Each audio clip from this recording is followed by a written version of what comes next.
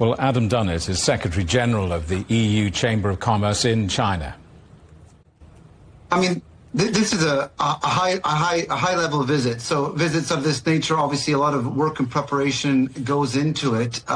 Both Wang Yi and Caius have met each other before, so there's some familiarity when they saw each other in February. But this is an important lead up to the EU-China summit that's taking place next month as well. So it helps set the groundwork for that meeting. And then, of course, from a geopolitical point of view, many of the issues that I expect for them to be discussing are very important to both EU and China as well.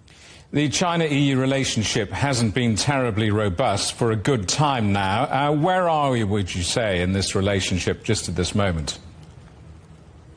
Well, I mean, to be honest, we're at people might call it a crossroads.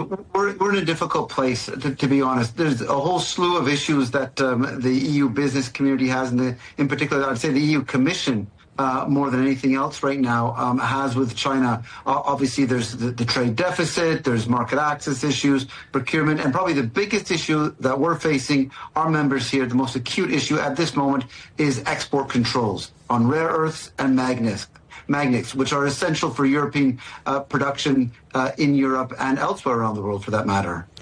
Does the EU want out of this visit? The EU Commission?